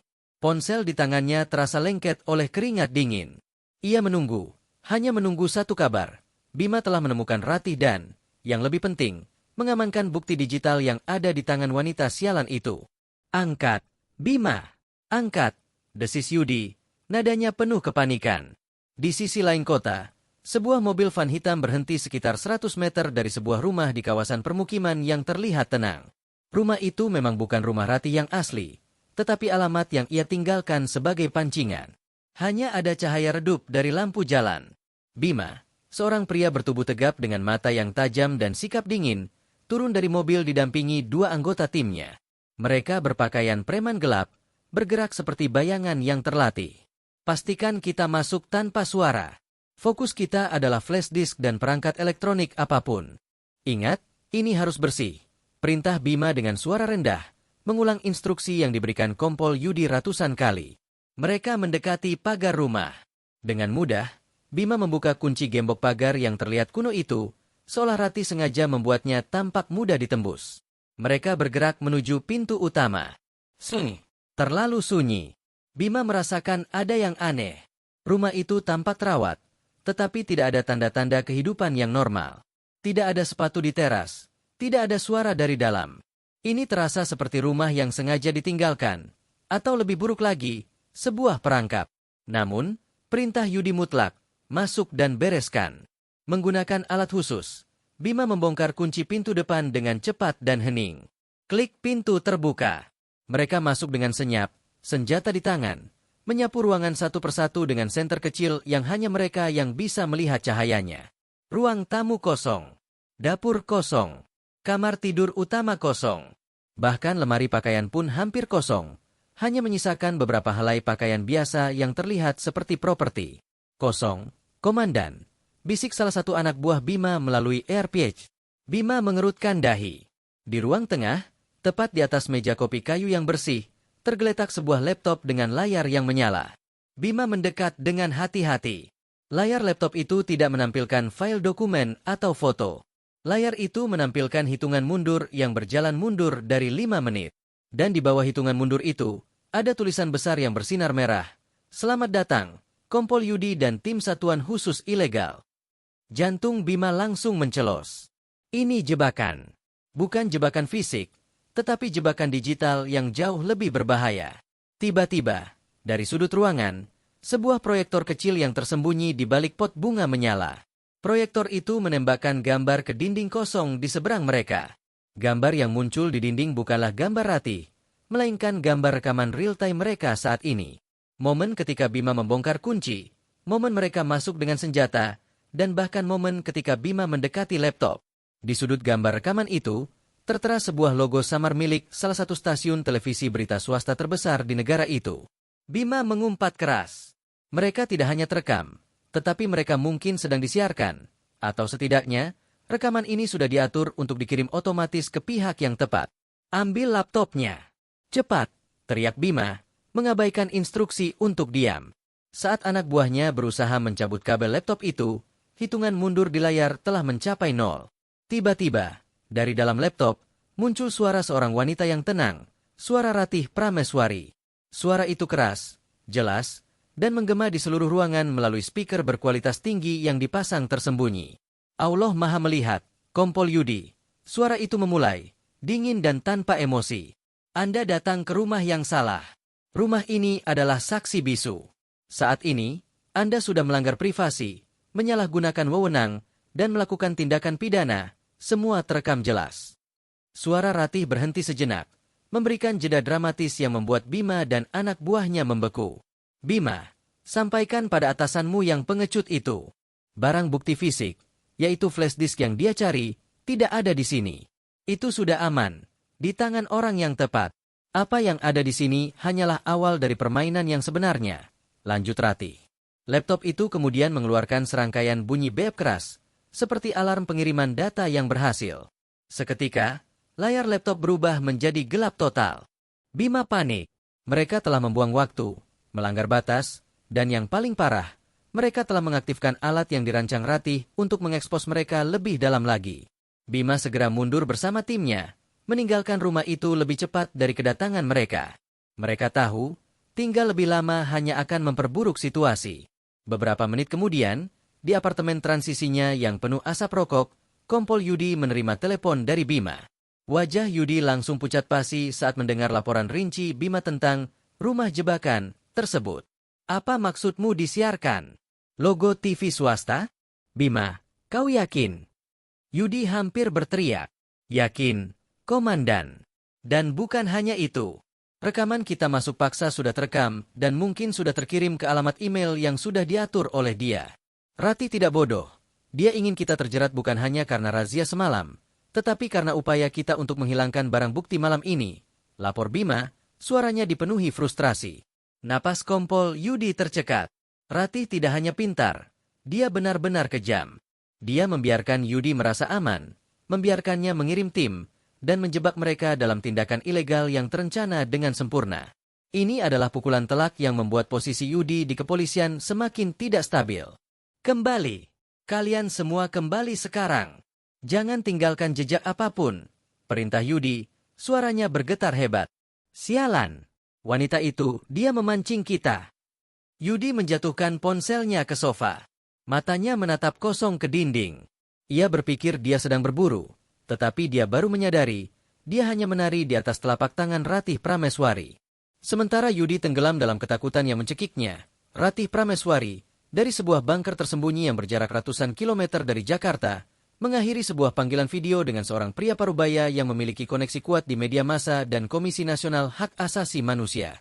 Rekaman itu sudah terkirim. Bapak, tugas saya selesai. Sekarang giliran Bapak dan teman-teman Allah untuk menilai, ucap Ratih tenang. Pria itu mengangguk kagum, wajahnya serius. Jangan khawatir, Nak. Ini adalah bukti yang sangat kuat.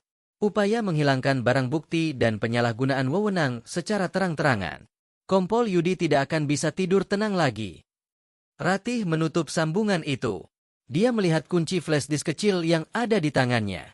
Rekaman Bima masuk paksa malam ini sudah dikirim ke banyak pihak, tetapi ini hanyalah trailer dari kisah yang sebenarnya. Flash disk ini, kartu asnya, berisi semua rincian kejahatan Yudi selama bertahun-tahun, termasuk bukti transfer rekening ilegal dan kesaksian beberapa korban. Ia tersenyum, bukan senyum kepuasan dingin seperti sebelumnya, melainkan senyum yang menunjukkan tekad yang membara. Permainan baru saja memanas. Kompol Yudi, bisik Ratih. Kau pikir kau sudah mencapai puncak ketakutanmu? Tunggu sampai fajar menyingsing. Allah tidak tidur. Ratih kemudian meletakkan flash disk itu di sebuah mesin enkripsi canggih, mempersiapkan serangan puncak yang tak terhindarkan. Pagi hari di Jakarta akan membawa kabar buruk yang jauh lebih mengejutkan daripada razia ilegal yang memalukan semalam. Panggung sudah siap, dan pahlawan serta penjahatnya sudah berada di posisi masing-masing, menanti tirai dinaikkan untuk babak terakhir. Kompol Yudi tidak bisa lagi berdiri tegak. Perintahnya yang panik kepada Bima untuk kembali hanya menghasilkan keheningan di seberang sana. Ia tahu, tim kecilnya sudah meninggalkan jejak yang tidak mungkin dihapus di tempat itu. Jeratan Ratih sungguh sempurna. Ia meraih gelas kosong di meja, melemparnya ke dinding dengan kekuatan penuh. Suara pecahan kaca itu memantul di dalam apartemen yang terasa semakin sempit dan pengap. Ketakutan yang semalam hanya berupa bisikan, kini berubah menjadi teriakan yang mencekiknya. Yudi mencoba menghubungi beberapa petinggi kepolisian yang selama ini menjadi payung pelindungnya. Namun, tidak ada satupun yang mengangkat teleponnya. Semuanya mendadak menghilang, seolah mereka sudah mencium aroma bangkai yang sebentar lagi akan tercium seluruh kota. Sialan, desis Yudi, menjambak rambutnya yang mulai memutih di pelipis. Mereka semua pengecut. Pikirannya kembali ke Ratih. Bagaimana mungkin seorang wanita muda bisa merencanakan semua ini dengan detail yang mengerikan? Ratih bukan hanya ingin menjebaknya. Ratih ingin menghancurkannya, mencabutnya dari akarnya, dan memastikan ia tidak akan pernah bisa kembali lagi. Saat Yudi masih berusaha menenangkan napasnya, layar televisi di sudut ruangan yang dibiarkan menyala secara pasif tiba-tiba menarik perhatiannya. Sebuah breaking news muncul, menggantikan siaran tengah malam. Pemirsa, kami kembali dengan kabar terbaru dari sebuah upaya penggerebekan dan perusakan barang bukti yang diduga melibatkan oknum kepolisian berpangkat tinggi. Mata Yudi melebar. Mereka tidak menunggu pagi. Rekaman Bima dan timnya yang masuk paksa ke rumah jebakan itu sudah disiarkan. Meskipun identitas Bima diburamkan, narasi yang dibangun oleh pembawa berita sangat jelas dan mengarah pada satu nama, Kompol Yudi, yang memimpin razia ilegal semalam. Berita itu memutar rekaman yang diambil dari sudut pandang yang cerdas, menunjukkan dengan jelas upaya paksa untuk merusak sistem keamanan rumah itu, seolah-olah mereka sedang mencoba menghilangkan barang bukti yang tersisa. Jantung Yudi berdetak tidak karuan. Dia segera mematikan televisi. Tetapi itu tidak menghentikan dampak dari berita yang sudah menyebar cepat seperti api. Ponselnya mulai berdering tanpa henti. Bukan panggilan bantuan, melainkan peringatan dan caci maki. Pagi itu, sebelum matahari benar-benar terbit di Jakarta, Kompol Yudi sudah menjadi target nasional. Foto wajahnya, meskipun belum secara resmi diakui oleh pihak kepolisian, mulai beredar di berbagai platform media sosial sebagai dalang di balik tindakan penyalahgunaan wewenang tersebut. Sementara Jakarta mulai gaduh karena gempa media yang disebabkan oleh trailer Ratih. Di bunker yang sunyi, Ratih Prameswari menatap jam digital. Pukul 6 pagi. Waktu yang sempurna. Ia menghela napas. Sudah saatnya. Flash disk kecil yang berisi semua kejahatan Kompol Yudi, mulai dari suap, rekayasa kasus, hingga data transfer rekening ilegal yang melibatkan jaringan besar di internal kepolisian, kini siap dilepas. Ia telah memilah data itu menjadi paket-paket terpisah yang dirancang untuk langsung menyerang titik-titik vital dalam sistem. Ratih menekan tombol pada mesin enkripsi canggih di depannya. Dalam hitungan detik, ribuan gigabita data terenkripsi itu mulai menyebar melalui saluran komunikasi yang aman, diarahkan ke alamat-alamat spesifik. Satu paket dikirimkan ke Divisi Profesi dan Pengamanan, atau Propam, di Mabes Polri. Paket ini berisi rincian pelanggaran etika dan penyalahgunaan wewenang Yudi yang paling mendasar. Paket kedua dikirimkan ke sejumlah media massa investigasi terkemuka, lengkap dengan lampiran bukti transfer yang sulit dibantah, memastikan bahwa ini akan menjadi berita utama di semua surat kabar dan saluran televisi. Dan paket ketiga, yang paling mematikan, dikirimkan langsung ke Komisi Pemberantasan Korupsi atau KPK, menargetkan unsur pidana pencucian uang dan korupsi yang terstruktur dan masif. Ratih tidak mencari kekerasan. Dia mencari kehancuran struktural. Ia bersandar di kursinya, merasakan kelegaan yang dingin. Misinya bukan hanya tentang membalas dendam atas razia ilegal semalam, tetapi untuk mengungkap jaringan yang lebih besar yang selama ini merusak institusi. Di Jakarta, matahari akhirnya terbit, Tetapi bagi Kompol Yudi, ini terasa seperti malam yang paling gelap. Ia sedang duduk di sofa, memegang ponselnya yang bergetar. Ia mencoba menghubungi seorang pengacara senior, tetapi bahkan pengacara itu terdengar ragu dan dingin. Tepat pukul 6:05, sebuah notifikasi berita terburuk muncul di ponsel Yudi. Kali ini bukan lagi rumor atau tuduhan tentang razia ilegal. Ini adalah rincian data finansial, data yang seharusnya hanya diketahui olehnya dan para mitra ilegalnya. Judul berita itu menggunakan bahasa yang menusuk. Bukan hanya razia ilegal, diduga Kompol Yudi terlibat pencucian uang miliaran rupiah selama 5 tahun terakhir. Yudi merasakan tangannya mati rasa. Ratih tidak hanya mengambil satu kakinya, dia telah meledakkan seluruh fondasinya. Semua upaya pencegahan, semua penyembunyian, semua ancaman, kini runtuh dalam hitungan detik. Ia menatap kosong pada ponsel yang menampilkan bukti transfer rekening atas nama samaran yang ia gunakan selama ini. Ratih tahu segalanya. Dia telah mengintai setiap gerakan Yudi selama bertahun-tahun. Tiba-tiba, ia mendengar suara ketukan keras dan mendesak di pintu apartemennya. Ketukan itu terdengar seperti genderang perang, menggema di seluruh ruangan. "Kompol Yudi, buka pintu. Kami dari Propam." Yudi tersentak. Mereka bergerak sangat cepat. Ini adalah hasil dari paket pertama yang dikirim Ratih. Tidak ada waktu untuk melarikan diri. Tidak ada tempat untuk bersembunyi. Air mata yang selama ini ia tahan, air mata ketakutan dan penyesalan yang terlambat, kini mulai membasahi pipinya yang kotor oleh asap rokok. Ia benar-benar hancur. Dinding kekuasaannya telah runtuh sepenuhnya. Ia melihat ke sekeliling, mencari jalan keluar, mencari senjata, mencari apapun yang bisa memberinya kembali sedikit kontrol. Tetapi yang ia temukan hanyalah kehampaan dan suara ketukan pintu yang semakin keras. Tiba-tiba, pintu apartemen itu didobrak paksa. Beberapa petugas Propam yang mengenakan seragam lengkap menyerbu masuk. Mereka tidak memberinya kesempatan untuk melawan. "Kompol Yudi, Anda ditahan atas tuduhan pelanggaran etik berat dan penyalahgunaan wewenang," ujar salah satu petugas dengan nada datar dan dingin.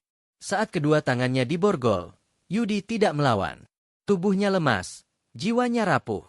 Ia menangis, terisak keras, bukan tangisan amarah, melainkan tangisan putus asa karena kekalahan yang sempurna. Di kejauhan, ratusan kilometer dari sana, Ratih Prameswari melihat berita di layar monitornya, menyaksikan kejatuhan Yudi secara live. Senyum kecil tersungging di bibirnya. "Allah memang maha adil," bisik Ratih. Namun, permainan belum berakhir sepenuhnya. Masih ada satu langkah yang harus diambil Ratih untuk memastikan bahwa semua bukti ini tidak akan pernah hilang atau dibungkam. Langkah yang akan membawanya kembali ke Jakarta, ke jantung konflik. Ratih kemudian mengambil kunci mobilnya. Destinasi selanjutnya adalah sebuah pertemuan rahasia di sebuah tempat yang tidak akan pernah terpikirkan oleh siapapun. Sebuah tempat di mana keadilan harus ditegakkan dengan tangannya sendiri. Ia tidak akan membiarkan Yudi lolos hanya dengan penahanan Propam. Ia ingin Yudi menghadapi konsekuensi penuh dari tindakan kriminalnya. Sebuah skenario yang jauh lebih pribadi dan mengerikan sedang menunggunya. Ratih Prameswari memacu mobilnya dengan kecepatan sedang di jalan tol yang mulai lengang. Malam semakin pekat, dan lampu-lampu jalan memantul di kaca depan, menciptakan bayangan bergerak yang tak beraturan di wajahnya. Dia tidak lagi melihat Yudi sebagai monster yang menakutkan, melainkan sebagai tumpukan reruntuhan yang menyedihkan. Air mata Yudi yang ia saksikan melalui rekaman live di ponselnya, tidak membangkitkan rasa kasihan, melainkan sebuah konfirmasi bahwa semua kekuasaan hanyalah ilusi rapuh di hadapan kebenaran. Namun, seperti yang ia pikirkan, penangkapan oleh Propam hanyalah permulaan. Organisasi internal bisa saja berupaya melindungi reputasi mereka, meredam kasus ini, dan mungkin hanya memberikan sanksi administratif berat. Yudi harus diadili sebagai penjahat biasa, bukan sekadar oknum yang melanggar kode etik. Ratih menggenggam erat sebuah hard drive mini yang tersembunyi di saku jaketnya. Di dalamnya, tersimpan salinan data mentah transaksi keuangan, rekaman suara, dan bahkan beberapa pengakuan tertulis dari bawahan Yudi yang ketakutan. Itu adalah polis asuransinya. Setelah menempuh perjalanan selama lebih dari 5 jam, mobil Ratih memasuki kawasan Jakarta Selatan, bergerak menuju sebuah area yang dikenal sebagai gudang penyimpanan barang-barang seni dan dokumen tua. Destinasinya adalah sebuah bangunan bergaya kolonial yang dari luar tampak seperti terbengkalai, jauh dari hiruk-pikuk pusat kota. Ia memarkir mobilnya di balik pohon besar yang teduh dan menunggu. Ini adalah tempat pertemuan yang hanya diketahui olehnya dan satu orang yang sangat ia percayai. Seseorang yang memiliki integritas dan pengaruh besar di lingkaran hukum negeri ini. Tepat pukul 2 dini hari, sebuah mobil sedan hitam berhenti 30 meter dari tempat Ratih. Pintu mobil terbuka, dan keluarlah sosok pria parubaya yang mengenakan pakaian sipil, tetapi memancarkan aura wibawa yang tak terbantahkan. Dia adalah Jenderal Purnawirawan Suroso, mantan petinggi di Komisi Kejaksaan yang dikenal sangat idealis dan anti korupsi. Ratih segera menghampiri Jenderal Suroso. Mereka tidak bertukar sapaan basa-basi. Keheningan malam Jakarta menjadi saksi bisu pertemuan rahasia ini. Propam sudah bergerak, Jenderal, ujar Ratih dengan suara rendah, memastikan bahwa tidak ada siapapun yang bisa mendengar percakapan mereka selain angin malam. Jenderal Suroso mengangguk. Wajahnya tampak serius dan penuh perhatian. Berita itu cepat menyebar, Ratih. Tapi yang kau berikan hanyalah permulaan. Audit internal tidak akan cukup untuk menjeratnya ke pengadilan pidana. Kita perlu menembus barikade birokrasi dan melindungi bukti agar tidak hilang atau dimanipulasi, jawab Jenderal Suroso. Ratih menarik napas panjang. Dia mengeluarkan hard drive mini dari saku jaketnya dan menyerahkannya kepada Jenderal Suroso. Ini adalah inti dari semua yang dia lakukan, Jenderal. Data pencucian uang, daftar mitra bisnisnya, dan rincian rekening di luar negeri. Ini cukup untuk menjeratnya puluhan tahun penjara. Semua ini sudah saya backup di tempat yang sangat aman. Tapi saya ingin Anda yang memegang kendali atas yang asli ini. Pastikan berkas ini langsung sampai di tangan penyidik yang bersih, jelas Ratih. Jenderal Suroso menerima hard drive itu, menimbangnya sebentar di tangannya. Benda kecil itu terasa seperti beban besar yang bisa mengubah nasib banyak orang. Kau tahu, dengan bukti sebesar ini, bukan hanya Yudi yang akan jatuh. Ada kemungkinan nama-nama besar lain yang selama ini melindunginya akan ikut terseret. Ini sangat berbahaya, Ratih. Bukan hanya untuk mereka, tapi juga untukmu, kata Jenderal Suroso mengingatkan. Ratih hanya tersenyum tipis, senyum yang mengandung kepahitan dan tekad yang kuat. Saya sudah tahu risikonya sejak 5 tahun lalu, Jenderal. Allah yang memberi saya kekuatan untuk bertahan. Dan saya tidak akan berhenti sampai keadilan benar-benar ditegakkan. Balas Ratih, matanya tajam menatap kegelapan. Mereka membahas prosedur penyerahan bukti dan langkah-langkah hukum yang harus diambil dalam beberapa jam ke depan. Jenderal Suroso berjanji akan mengamankan kasus ini agar tidak masuk angin. Dengan bukti sejelas dan seberat itu, kasus pidana umum terhadap Yudi hampir pasti akan segera dibuka, melengkapi penahanan propam yang sudah terjadi. Setelah semua rencana strategis selesai dibicarakan, Jenderal Suroso bersiap untuk pergi. Kau sekarang sudah aman. Bukti sudah di tangan orang yang tepat. Apa yang akan kau lakukan setelah ini? Kau harus bersembunyi. Mereka pasti akan mencarimu, tanya Jenderal Suroso sebelum masuk ke mobilnya. Ratih menggeleng. Ada satu hal lagi, Jenderal. Satu hal yang harus saya selesaikan sendiri, ucap Ratih. Maksudmu apa, Ratih? Jangan ambil risiko yang tidak perlu. Tugasmu sudah selesai, desak Jenderal Suroso, merasa ada kegelisahan dalam nada bicara Ratih. Belum, Ratih menukas. Yudi tidak hanya menyalahgunakan kekuasaan dan mencuri uang rakyat. 5 tahun lalu, dia melakukan sesuatu yang jauh lebih buruk kepada saya, Jenderal. Sesuatu yang tidak bisa diatasi oleh pengadilan atau propam. Saya harus memastikan dia menghadapi konsekuensi penuh, secara pribadi. Jenderal Suroso menatapnya dengan pandangan penuh kekhawatiran dan rasa ingin tahu yang besar, tetapi ia tahu bahwa Ratih tidak akan mengungkapkan lebih banyak. Wanita ini telah mendedikasikan hidupnya untuk rencana ini. Berhati-hatilah, nak, ujar Jenderal Suroso akhirnya, lalu masuk ke dalam mobilnya dan pergi meninggalkan lokasi. Ratih berdiri sendiri di kegelapan. Ia tahu Yudi saat ini berada dalam sel propam di suatu tempat di Jakarta, menunggu nasibnya diputuskan. Tapi Ratih punya rencana untuk menjemput Yudi, bukan untuk membebaskannya, melainkan untuk membawa pertarungan ini ke babak akhir yang paling intim dan menentukan. Dia kembali ke mobilnya, tetapi kali ini, tujuannya bukan tempat persembunyian yang aman. Tujuan Ratih adalah sebuah tempat yang akan mengejutkan Yudi. Sebuah tempat di mana mereka berdua pernah berbagi kenangan, sebelum Yudi mengkhianatinya dengan cara yang paling kejam. Ratih akan memastikan Yudi memahami mengapa dia yang harus menjadi algojo kejatuhannya. Mobilnya melaju kencang, menghilang dalam kegelapan subuh, menuju klimaks yang tak terhindarkan. Ratih memacu mobilnya, melaju kencang membelah dinginnya subuh Jakarta. Tujuannya adalah sebuah lokasi yang sepi dan terpencil, jauh dari keramaian kota, tetapi sangat dekat dengan masa lalunya yang kelam bersama Yudi. Tempat itu adalah bekas rumah dinas kecil yang jarang digunakan, di pinggiran kompleks markas lama, tempat mereka dulu sering bertemu diam-diam. Tempat di mana Yudi pernah mengucapkan sumpah serapah tentang kesetiaan, yang kini terdengar seperti lelucon pahit. Ia tahu, Yudi kini sedang diinterogasi. Jiwanya pasti sudah hancur lebur setelah seluruh kekuasaannya direnggut dalam sekejap. Propam akan memastikan Yudi tidak bisa kabur. Tapi Ratih butuh lebih dari sekedar melihatnya di balik jeruji besi. Ia butuh Yudi tahu, mengapa semua ini terjadi. Ratih memarkir mobilnya beberapa ratus meter dari rumah dinas itu. Ia lalu menghubungi seseorang, sebuah kontak lama yang masih memiliki sedikit loyalitas padanya, atau mungkin lebih tepatnya, yang sangat membenci Yudi karena pernah diinjak-injak kekuasaannya.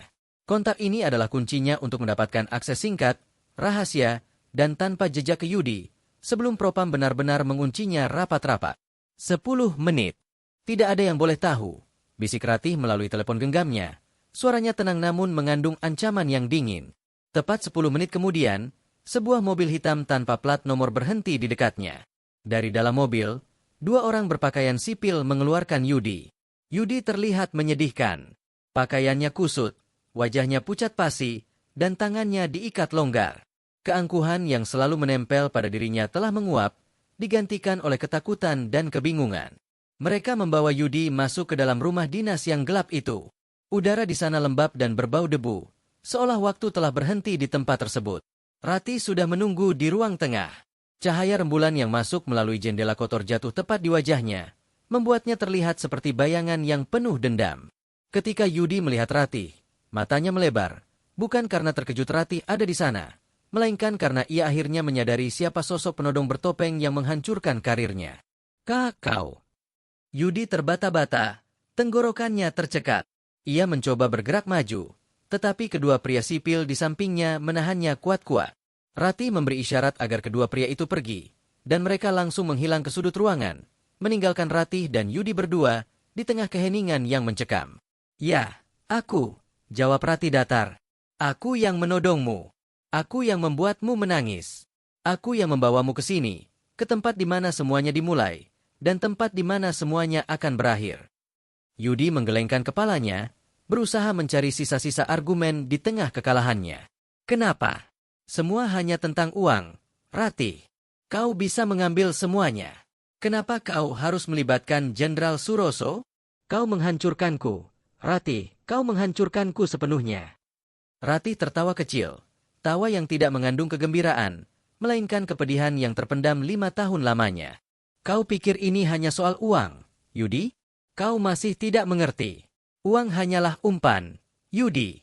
Uang hanyalah alat untuk menjeratmu. Ini semua tentang keadilan, tentang konsekuensi atas tindakanmu 5 tahun lalu, ujar Ratih, suaranya naik 1 oktav, penuh penekanan. Yudi memejamkan mata, wajahnya semakin pias. Ia mungkin sudah menduga Ratih adalah pelakunya, tetapi mendengar pengakuan langsung itu tetap terasa seperti pukulan keras. 5 tahun lalu, kau tidak hanya mengkhianati kepercayaan profesional. Kau mengkhianatiku, Yudi. Aku memberimu segalanya, termasuk data-data rahasia milik keluarga besarku yang bisa membantumu naik pangkat. Kau bilang kau mencintaiku. Kau bilang kita akan membangun keluarga bersama. Ratih berhenti sejenak, menelan kepahitan yang kembali menyeruak. Tapi ternyata kau berencana. Kau menggunakan informasi itu untuk menjebak ayahku sendiri, agar posisimu di kantor bisa aman dari ancaman. Kau membuat ayahku dituduh korupsi yang tidak pernah dia lakukan. Kau membuatnya dipenjara dan meninggal di sana, padahal dia adalah orang yang paling kau hormati di kantor ini. Desis Ratih, matanya berkaca-kaca, tetapi air mata itu tak jatuh. Ia telah berjanji pada dirinya sendiri untuk tidak menangis lagi di hadapan pria ini. Yudi menunduk. Rasa malu dan penyesalan, yang mungkin baru muncul karena ia sudah kehilangan segalanya, mulai terlihat. Aku minta maaf, Ratih. Aku terpaksa. Aku harus melakukannya. Ini semua demi karierku. Karir? Potong Ratih cepat. Kau mengorbankan nyawa, kehormatan, dan keadilan demi karir, Yudi? Allah tidak akan pernah memaafkan perbuatanmu. Dan kau tahu apa yang paling menyakitkan? Ketika ayahku tahu bahwa kau yang menjebaknya, dia berpesan padaku untuk tidak pernah membalas dendam, tapi aku tidak bisa menepati janji itu. Ratih maju selangkah. Matanya menatap Yudi dengan intensitas yang mengerikan. Sejak saat itu, aku bersumpah. Aku akan menjatuhkanmu dengan tangan-tanganku sendiri. Aku akan membuatmu merasakan bagaimana rasanya kehilangan segalanya dalam sekejap. Aku akan membuat seluruh kebohonganmu runtuh, seperti istana pasir di tepi pantai. Lanjut Ratih. Ia kemudian mengeluarkan pistol kecil yang dulu ia gunakan untuk menodong Yudi di pinggir jalan. Pistol yang kini hanya berisi amunisi kosong, sebuah simbol belaka. Ia mengarahkannya ke jantung Yudi. Saat kau menangis di hadapanku, di tengah razia ilegal yang kau pimpin sendiri, saat itu, rencanaku sudah sempurna. Kau tidak hanya kehilangan uang dan pangkat, kau kehilangan harga diri. Dan sekarang, kau akan menghadapi pengadilan pidana karena semua bukti korupsi yang aku kumpulkan, dan Allah yang akan menimbang semua kejahatanmu, termasuk apa yang kau lakukan pada ayahku, ujar Ratih. Yudi mulai gemetar hebat. Ia tidak takut pada kematian instan yang bisa diberikan Ratih. Ia takut pada nasib yang akan menantinya di penjara, nasib yang jauh lebih buruk daripada kematian cepat. Ratih, jangan lakukan ini. Biarkan aku pergi. Aku akan menebus semua yang kulakukan. Yudi memohon. Suaranya pecah. Ratih menurunkan pistolnya, membiarkan Yudi merasakan kelegaan sesaat, sebelum kembali memotong harapannya. Aku tidak datang untuk membunuhmu, Yudi. Kematian terlalu mudah. Aku datang untuk memastikan kau tahu siapa yang menarik tirai kehancuranmu. Aku datang untuk menyaksikan matamu saat kau akhirnya menyadari bahwa karma itu nyata, dan aku adalah utusan yang membawanya padamu. Katanya, suaranya kembali dingin. Ratih berbalik, memberi isyarat kepada dua pria sipil yang menjaga pintu. Mereka segera mendekati Yudi, mengikatnya lebih erat, dan menariknya keluar dari ruangan gelap itu. Sebelum menghilang sepenuhnya, Yudi menoleh ke belakang, menatap Ratih untuk terakhir kalinya. Dalam tatapan itu, bukan hanya rasa takut, tetapi juga pemahaman yang dalam. Ia telah kalah. Kalah total, oleh wanita yang ia anggap remeh 5 tahun lalu. Ratih berdiri sendiri di rumah dinas yang sunyi itu. Misi telah selesai. Bukti sudah diserahkan. Pelaku utama telah ditangkap, dan hutang pribadi 5 tahun lalu telah terbayar lunas secara psikologis. Ia menghirup napas dalam-dalam. Beban berat di pundaknya terasa mulai terangkat. Ia berjalan keluar dari rumah dinas itu, meninggalkan Yudi dan masa lalunya di belakang. Fajar mulai menyingsing, mewarnai langit timur dengan cahaya keemasan. Ratih menatap langit, senyum tipis akhirnya terukir di bibirnya.